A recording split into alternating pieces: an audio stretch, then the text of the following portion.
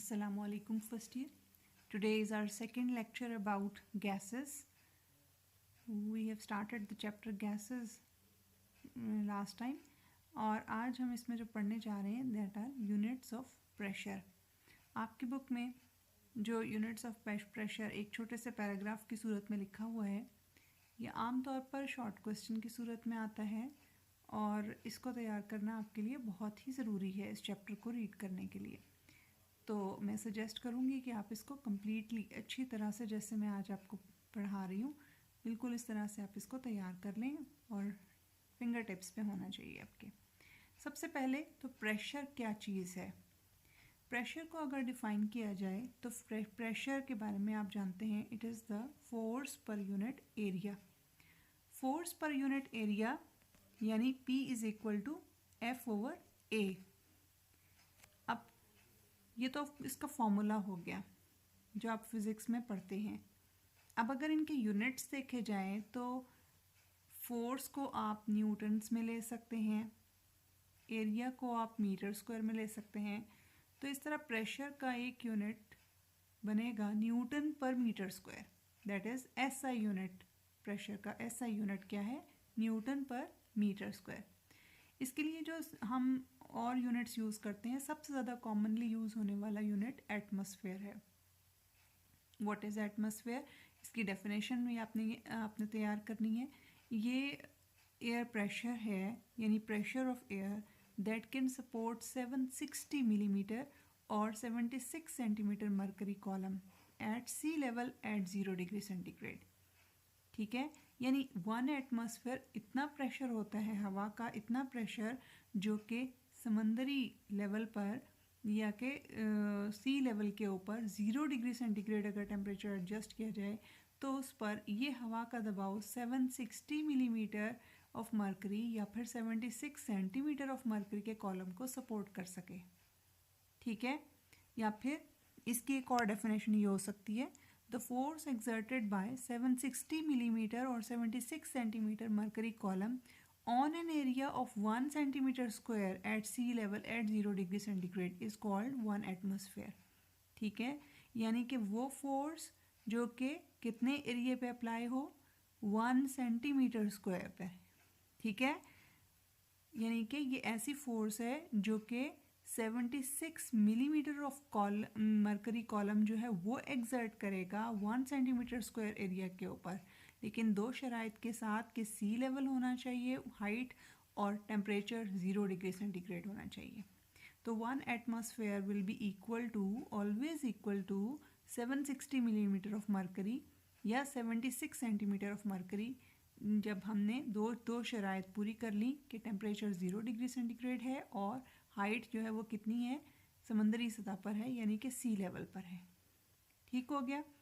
अच्छा, अब इसके कुछ और यूनिट्स भी हैं। ऐसा यूनिट अगर देखे जाएं प्रेशर के तो वो न्यूटन पर मीटर स्क्वायर है। ठीक है, न्यूटन पर मीटर स्क्वायर के हिसाब से मैंने अभी आपको जिस तरह बताया कि प्रेशर का formula P is equal to F/A है।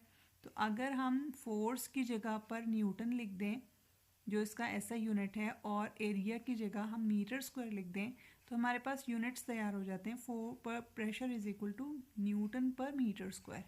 ठीक है, अब ये जो था पहला साइंटिस्ट जिसने ये प्रेशर को स्टडी किया था और उसके ये यूनिट्स एक्सप्रेस किए थे, ठीक है, उसका नाम ब्लेज पास्कल था। तो इसी यूनिट को हम पास्कल के नाम से भी जानते हैं, लिहाजा 1 pascal is equal to 1 newton per metre square. ठीक है, अच्छा, 1 पास्कल अगर 1 न्यूटन पर मीटर स्क्वायर के बराबर है तो अब हम इसको ज़रा पहले यूनिट यानी एटमॉस्फेयर के साथ रिलेट करते हैं कि कितने एटमॉस्फेयर के बराबर ये बनेगा। तो ये 1 एटमॉस्फेयर जो है वो 101,325 न्यूटन पर मीटर स्क्वायर के बराबर होता है। और चूंकि न्यूटन पर मीटर स्क्वायर और पास्कल बराबर हैं तो 1 एटमॉस्फेयर 101,325 पास्कल्स के बराबर भी होगा।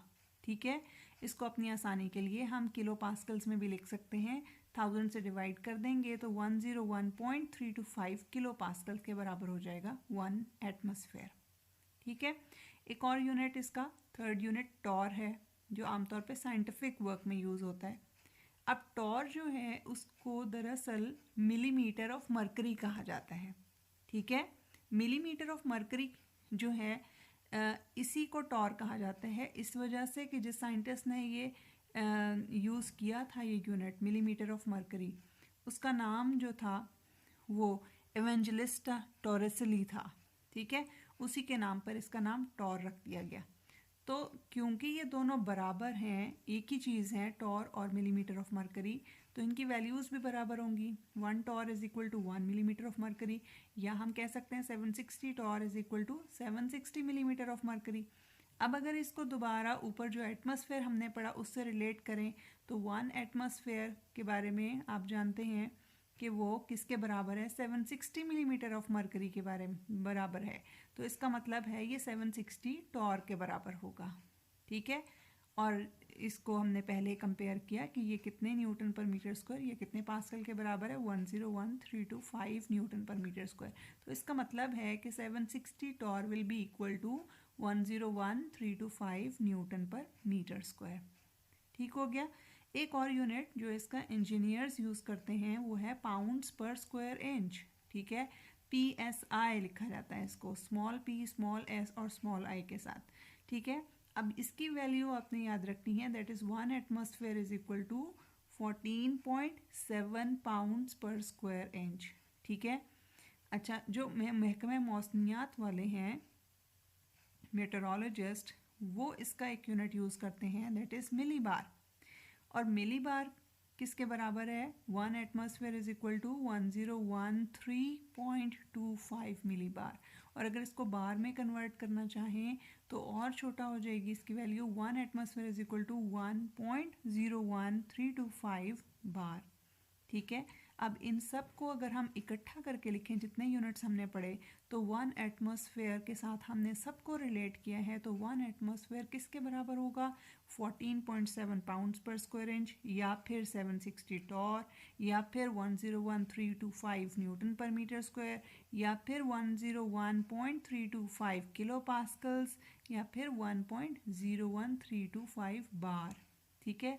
इसमें आप मिली बार और पास्कल भी शामिल कर सकते हैं, ठीक हो गया। तो ये आज का टॉपिक था, ये बहुत ही इम्पॉर्टेंट है और इसको आपने एज सच याद कर लेना है, जिस तरह से मैंने आपको अभी बताया है सारा, ठीक है। इन्हीं हेडिंग्स के साथ आपकी बुक में बहरहाल ये एक छोटे से यहाँ पैराग्राफ की सूरत में लिखा हुआ है, आप इसको रीड कर लेंगे तो ये वही बातें हैं, लेकिन बग़ैर हेडिंग्स के और बग़ैर किसी डिफ्रेंसिएशन के उन्होंने यहाँ पर पहले ही डेफिनेशन दी है। The pressure of air that can support 760 millimetre of mercury column at sea level is called 1 atmosphere. It is the force exerted by 760 millimeter or 76 centimeter long column of mercury on an area of 1 centimeter square at 0 degree centigrade. ठीक है, यहाँ तक ये सारी definition है atmosphere की, ठीक है। उसके बाद it is the average pressure of atmosphere at sea level 1 millimetre of mercury is equal to 1 torr. अब उन्होंने दूसरा यूनिट यहाँ पे एक्सप्लेन किया मिलीमीटर ऑफ मर्करी, और उसी को बताया कि वो क्या है, टॉर के बराबर है, ठीक है। इसके बाद एसआई यूनिट बता रहे हैं वो, the SI unit of pressure is expressed in newton per metre square, और फिर उसको बता दिया कि वो कितने टॉर के बराबर है. 1 atmospheric pressure that is 760 torr is equal to 101,325 newton per metre square, ठीक है। तो हमारे पास रिलेशन बना 1 pascal is equal to 1 newton per metre square, so 760 torr is equal to 101,325 pascal या 101.325 किलो पास्कल्स, ठीक है। अब अगले यूनिट की बात करें जो इंजीनियर्स यूज़ करते हैं, पाउंड्स पर स्क्वायर इंच, ठीक है। ये किसके बराबर है, 1 atmosphere is equal to 760 torr is equal to 14.7 pounds per square inch, ठीक है। उसके बाद मिली बार का सिर्फ हल्का सा जिक्र किया उन्होंने कि ये मेटेरोलॉजिस्ट यूज़ करते हैं, बहरहाल मैंने इसकी वैल्यूज़ भी आपको बता दी अभी, तो आप इसको भी तैयार कर लीजिएगा, ठीक है। तो आपने जो मैंने आपको ये वर्कशीट एक दी है, इसको अच्छी तरह से तैयार कर लें. आपका ये टॉपिक बहुत अच्छा सा तैयार होना चाहिए, ताकि आप इस चैप्टर को जब हम स्टार्ट करेंगे क्लास में तो आप इसको अच्छी तरह से समझ सकें. Thank you so much. अल्लाह हाफिज़.